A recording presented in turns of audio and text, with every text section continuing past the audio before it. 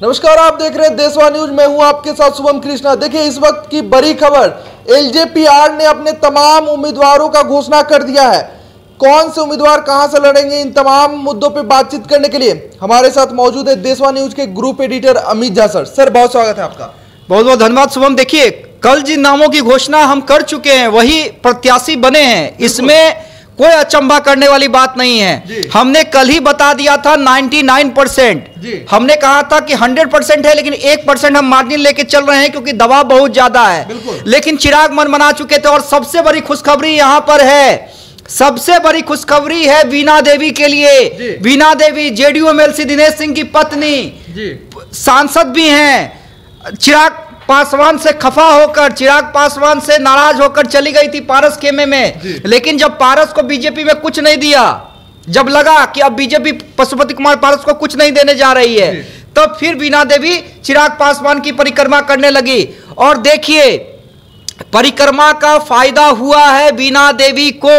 वैशाली से उन्हें फिर से चिराग पासवान ने टिकट दिया है। और अगर उदास हुए हैं तो उदास हुए हैं महुआ वाले संजय सिंह, सहरसा वाले संजय सिंह, इंजीनियर रविंद्र, कहीं ना कहीं ने झटका लगा है, निराशा हुई है। लेकिन वैशाली से वीणा देवी अब ताल ठोकेंगी। तो सबसे बड़ी खुशखबरी वीणा देवी के लिए। लड़ाई इनकी किनसे होगी वीणा देवी की? मुन्ना शुक्ला की पत्नी अन्नू शुक्ला से।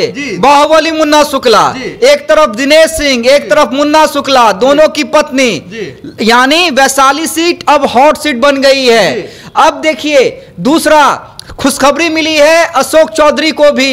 अशोक चौधरी की लाडली पर भरोसा जताया है चिराग पासवान ने। समस्तीपुर सीट, समस्तीपुर, जहां पर चर्चा थी संजय पासवान को टिकट देने की, लेकिन हमने बता दिया था कि कहा था सर कि उनको पासवानों का नेता नहीं, दलितों का नेता बनना है। तो अशोक चौधरी की लाडली, किशोर कुणाल की बहू, सायन कुणाल की पत्नी, क्योंकि उन्होंने 2 बार दिल्ली में भी सायन कुणाल ने मुलाकात की थी और यहां पर तो पटना में खुद सांभवी गई थी मिलने के लिए।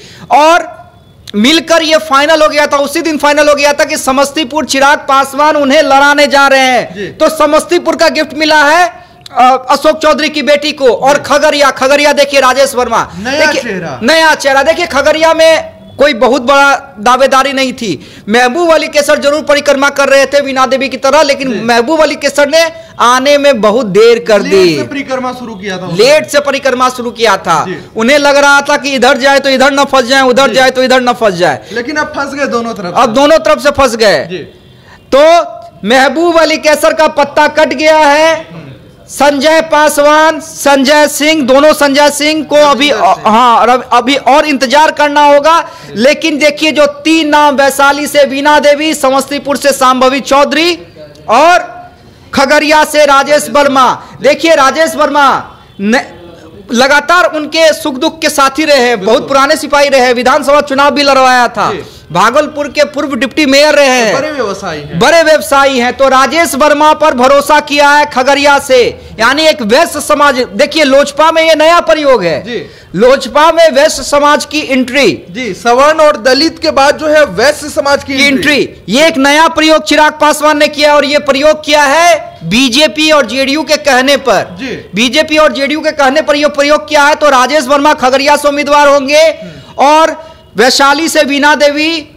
कहीं ना कहीं उन्होंने चिराग पासवान की जो परिक्रमा की, उनकी माता की जो परिक्रमा की, उसका फल मिला। अब देखिए कई तरह की बातें होंगी, लेकिन आज अनाउंसमेंट हो गया है और हमारी खबर पर शुभम एक बार फिर से मोहर लग गई है। और अनाउंसमेंट के बाद और हम एक और खबर बता दें। देखिए पशुपति कुमार पारस ने ऐलान तो कर दिया है वो मोदी के साथ हैं, 40 की 40 सीटों पर समर्थन करेंगे। लेकिन सबसे बड़ी खबर जो हम बता दे कि जल्द ही इस परिवार में सुलह की कोशिश होगी और पशुपति कुमार पारस जो है वो चिराग के दरवाजे जाएंगे, भाभी मां को मनाएंगे। अब देखना है चिराग पासवान मानते हैं कि नहीं। कमेंट करके जरूर बताएं जो चिराग पासवान ने जिन उम्मीदवारों का ऐलान किया है उससे उनके समर्थक किस रूप में देखते हैं। क्या चिराग पासवान का फैसला सही है या गलत है? कमेंट करके जरूर जो उनके समर्थक हैं ये बताएं, क्योंकि देखना होगा कि वीणा देवी को मौका देकर, वीणा देवी को मौका देकर क्या उन्होंने कहीं समर्थकों की नाराजगी तो मोल नहीं ले ली। बिल्कुल, यह देखना बहुत ही दिलचस्प होगा, क्योंकि चिराग पासवान के समर्थक लगातार कह रहे थे, विरोध कर रहे थे कि भाई जो अपनी पार्टी से भाग गई थी उनको फिर से नहीं मिलना चाहिए, बाहरी उम्मीदवार को नहीं मिलना चाहिए, कर्जकर्ताओं को ही टिकट मिलना चाहिए। तो आपने देखा कि किन उम्मीदवारों को टिकट दिया गया है। इन तमाम उम्मीदवारों के बारे में आप क्या कुछ सोचते हैं? कमेंट में अपनी प्रतिक्रिया जरूर रखें। बहुत बहुत धन्यवाद आपका।